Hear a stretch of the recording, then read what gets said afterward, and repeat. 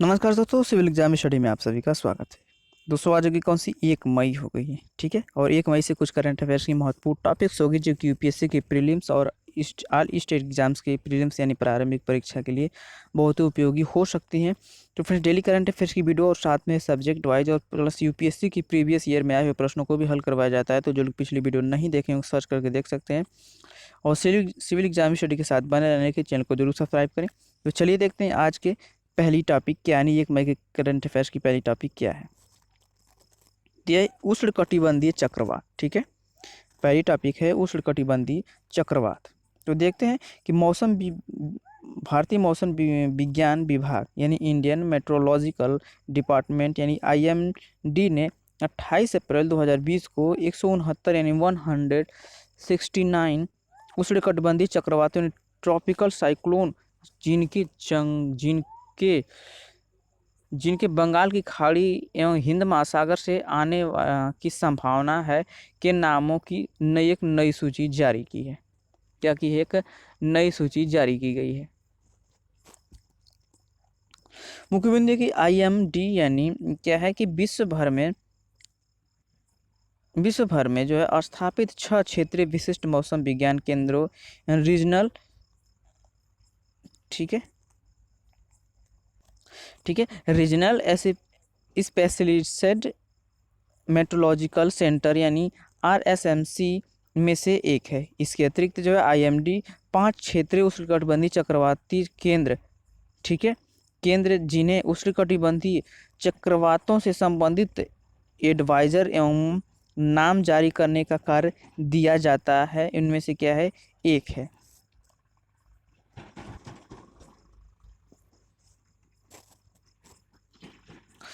ठीक है। IMD Bangladesh, Bharat, Iran, Maldives, Myanmar, Oman, Pakistan, Qatar, Saudi Arab, Sri Lanka, Thailand, UAE और यमन सहित 13 सदस्य देशों को आगामी उष्णकटिबंधीय चक्रवातों के संदर्भ में एडवाइजर जारी करता है। यानी इतने देशों को आईएमडी क्या करता है? एडवाइजर जारी करता है आने वाले उष्णकटिबंधीय चक्रवातों के संदर्भ में। विभिन्न महासागरीय क्षेत्रों में आने वाली उष्णकटिबंधीय चक्रवातों को संबंधित यानी आरएसएमसी और टीसीडब्ल्यूसी द्वारा क्या है नामित किया गया है। बंगाल की खाड़ी एवं अरब सागर सहित उत्तर हिंद महासागर में आने वाली उष्णकटिबंधीय चक्रवातों को नाम नई दिल्ली स्थित आरएसएमसी द्वारा एक मानक प्रक्रिया के बाद प्रदान किए जाते हैं। सितंबर 2018 में आयोजित उष्णकटिबंधीय चक्रवात पर विश्व मौसम विज्ञान संगठन यानी WMO यानी एशिया क्या है? विश्व विज्ञान संगठन यानी WMO एशिया एवं प्रशांत क्षेत्र के लिए संयुक्त राष्ट्र का आर्थिक एवं सामाजिक आयोग यानी ESCAP के 45वें सत्र के दौरान उष्णकटिबंधीय चक्रवातों की एक नई सूची की जो है आवश्यकता को बताया गया था। इस सत्र की मेजबानी ओमान ने की थी। किसने की थी मेजबानी? ओमान ने की थी। उष्णकटिबंधीय चक्रवात पर जो है WMO और ESCAP पैनल की स्थापना जो है वर्ष 1972 में की गई थी।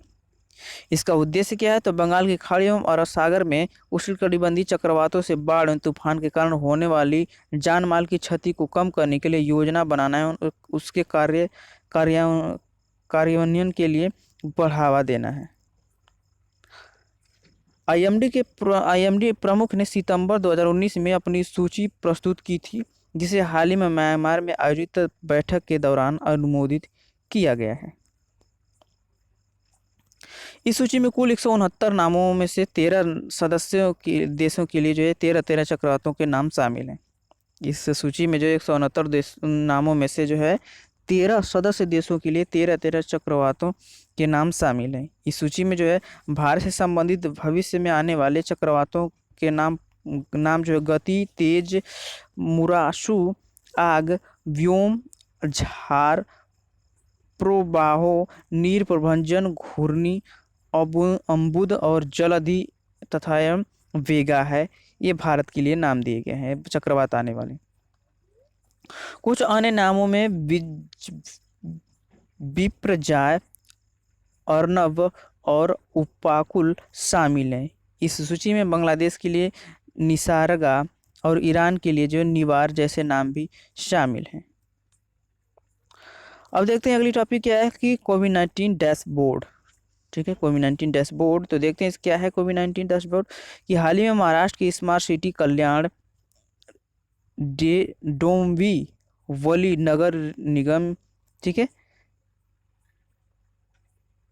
यानी कल्याण डोंबिवली म्युनिसिपल कॉरपोरेशन यानी केडीएमसी ने बताया है कि केडीएमसी क्षेत्र में कोविड-19 से स्थिति के बारे में जानकारी देने के लिए वेब आधारित डैशबोर्ड सार्वजनिक रूप से उपलब्ध है। मुख्य बिंदु क्या है इसकी, तो इस डैशबोर्ड को कल्याण डोंबिवली नगर निगम की वेबसाइट और नगर शासन या प्रशासन के अन्य सोशल मीडिया प्लेटफॉर्म जैसे फेसबुक, ट्विटर, इंस्टाग्राम के साथ लिंक करके सार्वजनिक कर दिया गया है। इस डैशबोर्ड की मुख्य विशेषता यह है कि ड्रॉप मेनू का उपयोग कर नागरिक किसी भी मतदाता वार्ड के बारे में कोविड-19 की स्थिति एवं संबंध ग्राफ के बारे में जानकारी प्राप्त कर सकते हैं। Dashboard satellite view, road map इत्यादि जैसे विकल्पों से बैकग्राउंड बेस मैप को परिवर्तित करके मानचित्रों को देखने के लिए विविध विकल्प भी उपलब्ध कराता है कौन डैशबोर्ड। ठीक है, अगली टॉपिक 3 नंबर है कि अल्जाइमर अवरोधक। ठीक है, अल्जाइमर अवरोधक।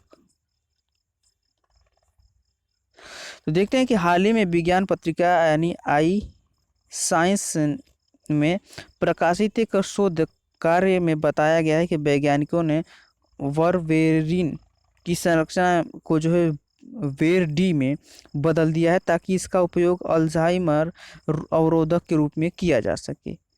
मुख्य बिंदु इसकी क्या है कि यह शोध कार्य जो है भारत सरकार के विज्ञान प्रौद्योगिकी विभाग यानी department of science and technology and DST के अधीन स्वायत्त संस्थान Jawaharlal Nehru centre for advance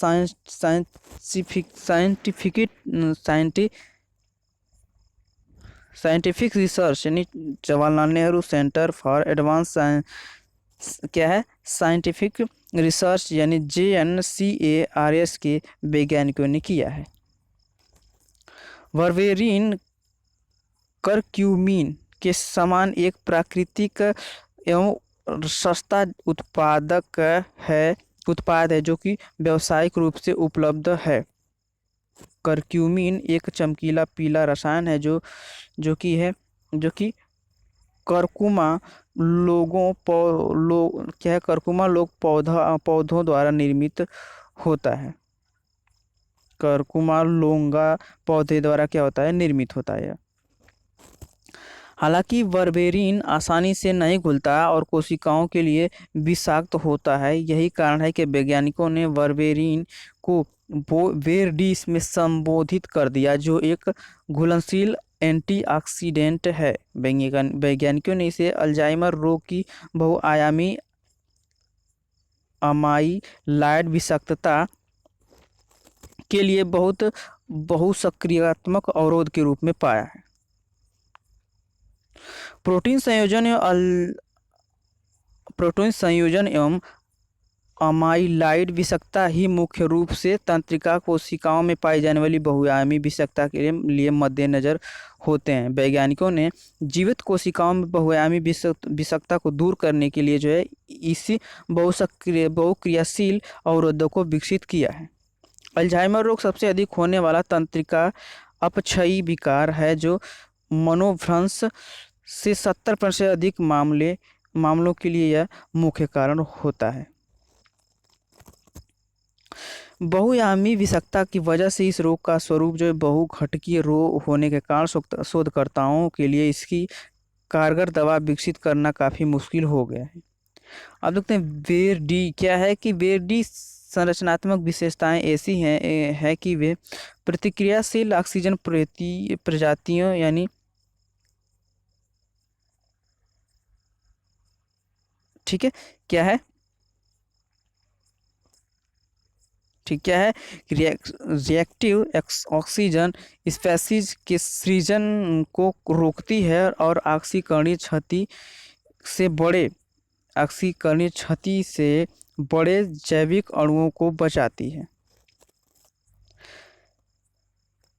way D धातु निर्भर एवं धातु स्वतंत्र क्या है अमाइलाइड बीटा जो अल्जाइमर रोग वाले क्या लोगों के दिमाग में पाई जाने वाली अमाइलाइड पट्टिका के रूप में घटक के रूप में अल्जाइमर रोग के महत्वपूर्ण रूप से शामिल एमिनो एसिड के पेप्टाइड हैं के एकत्रीकरण को रोकता है। वैज्ञानिकों ने अल्जाइमर रोग की बहुआयामी अमाइलाइड बीटा आवश्यकता को प्रभावी रूप से लक्षित करने के लिए क्या है बेर डी का नियम किया था। वेर डी का विकास किया था। इसका वर्वेरिन में 4 फेनोलिक हाइड्रॉक्सिल समूह होते हैं जो मिथाइल युक्त होते हैं, इसलिए यह जंगल में अघुलनशील होते हैं। जंगल में अघुलनशील पॉलीफेनोलिक ठीक है पॉलीफेनोलिक व्युत्पन्न वेर डी प्राप्त करने के लिए प्राकृतिक उत्पादन वर्वेरिन का क्या है विमेथिलीकरण किया जाता है। विमेथिलीकरण एजेंट यानी BRR3 या बोरान ट्राइबोमाइड से वर्वेरिन का विमेथिलीकरण करने में वेर डी प्राप्त हुआ। विस्तृत अध्ययनों से पता चला है कि वेर डी ने अल्जाइमर रोग की अमाइलाइड बीटा विषाक्तता को नियंत्रण किया।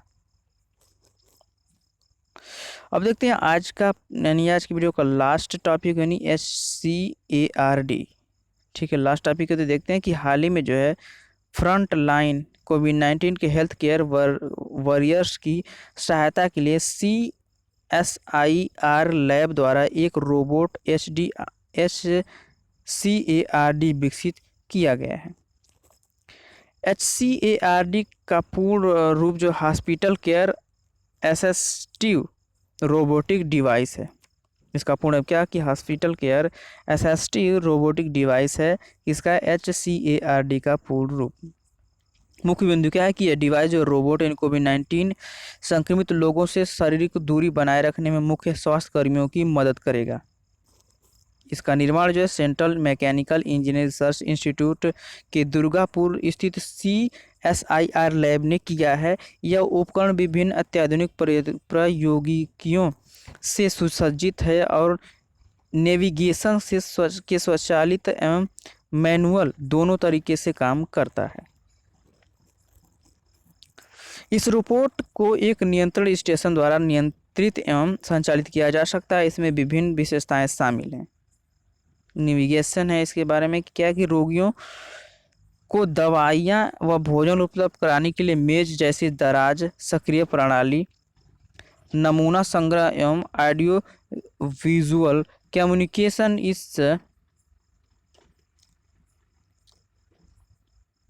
इस रोबोट डिवाइस की कीमत जो है 5 लाख रुपए से कम और इसका वजन 80 किलोग्राम से कम है। इस डिवाइस का वजन जो है इसका की कीमत की 5 लाख रुपए से कम है और इस डिवाइस का वजन 80 किलोग्राम से कम है। ठीक है, तो फ्रेंड्स अभी लोग देख रहे थे कौन सी 1 मई के करंट अफेयर्स की महत्वपूर्ण टॉपिक्स थी जो कि यूपीएससी के प्रारंभिक और ऑल स्टेट एग्जाम्स के प्रारंभिक यानी प्रीलिम्स एग्जाम के लिए बहुत उपयोगी हो सकती हैं। क्या है टॉपिक्स और डेली ऐसे ही टॉपिक को जो कि महत्वपूर्ण है उनको हल करवाया जाता है। तो जो पिछली वीडियो नहीं देखे होंगे प्लेलिस्ट बना रखी गई है, सर्च करके देख सकते हैं। तो आज की वीडियो में इतना ही, फिर मिलते हैं अगले वीडियो में, तब तक के लिए धन्यवाद।